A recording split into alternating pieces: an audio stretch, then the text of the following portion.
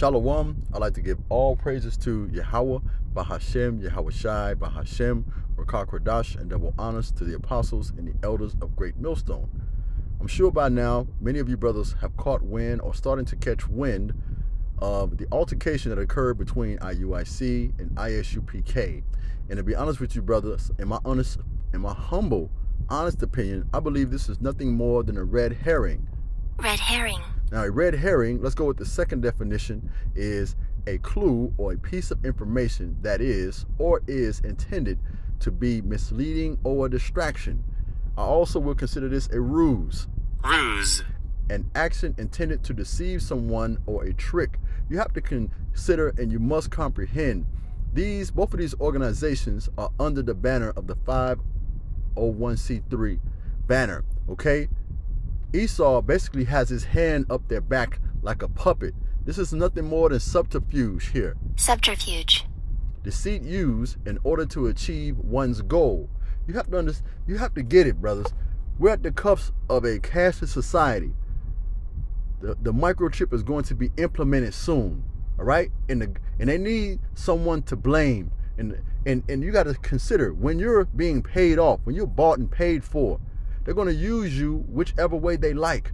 Now, these jakes here, they have to go to court through Esau's court system to seek justice, right? But the Apostle Paul had already told us in 1 Corinthians chapter 6, verse 1 on down, if any of you has a dispute with another, do you not dare take it before the ungodly? Now you got to go through your oppressor's court system to seek justice. This is a major L for you, off the rip, right? Let's continue. Let me pick up because brother, these types of situations, man, these men operate according to the flesh.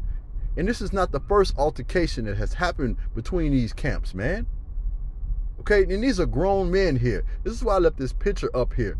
You know, because we have to be, we're in the flesh, but we have to operate according to the spirit. Like the scriptures say, you will not gratify the lust of the flesh.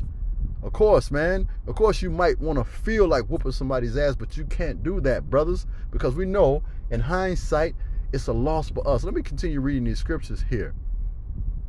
Man, it just gets you worked up in the spirit. And do you not dare take it before the ungodly for judgment instead of before the Lord's people? Or do you not know that the Lord's people, which are the elect, will judge the world? And if you are to judge the world, are you not competent to judge trivial cases? Do you not know that we will judge angels? How much more the things of this life? See, brothers, you have to look at life from a broader scope. You have to be able to assuage these small skirmishes because we have to think on a higher level. Remember, the Lord said, those who follow me will sit on 12 thrones, judging the 12 tribes of Israel. In the scriptures we just read, we are going to judge the world. We are going to judge angels. So these trivial cases have to become a cakewalk to us. But we have to stay in what? The spirit, right? And it goes on to say, therefore, you have disputes about such matters. Do you ask for a ruling from those whose way of life is scorned in the church? So now you got to go before a bunch of heathens to seek justice. I say, this is a shame to you. Is it possible that there is nobody among you wise enough to judge a dispute between believers? But instead, one brother takes to court. Pardon me, brothers, I'm just getting excited. But instead, one brother takes another to court, and this in front of unbelievers. See, I'm sure that some unbelievers were there. And we're supposed to be seeking the elect, right? Spreading the gospel, not walking according to the flesh. Let's come out of this, man. Remember what Apostle Paul said to the Israelites that were living in Ephesus. Let me scroll down to the King James Version.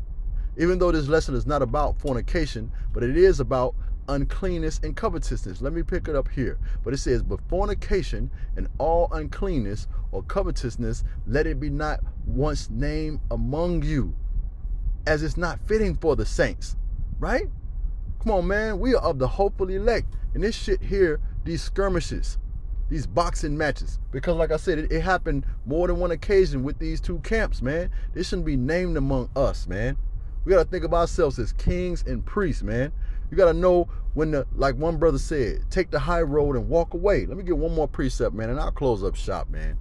Right? Because like the Apostle Paul said to the Israelites living in Galatians chapter 5, verse 17, for the flesh desires what is contrary to the spirit, right? The flesh want to fight, argue, get into it. And the spirit, what is contrary to the flesh, so that they are in conflict with one another. So that you are, pardon me again, getting excited, so that you are not to do what you want. Let me come down to the King James Version, and we'll wrap up, brothers. I'm going to read it again. For the flesh lusteth against the spirit, and the spirit against the flesh. And these are contrary to one another, so that ye cannot do the things that ye would. And the brothers, the things that they should have done was kept this shit peaceful, man, and not get into this sort of altercation, so the gospel is not blamed. So it's not another black Hebrew Israelite altercation, man. Brothers, I would encourage you to walk according to the spirit and not according to the flesh, brothers, because we are of the hopeful elect, man. We're supposed to be examples for the entire house of Israel, even for the 2/3. Hopefully this quick lesson was edifying. Shalom.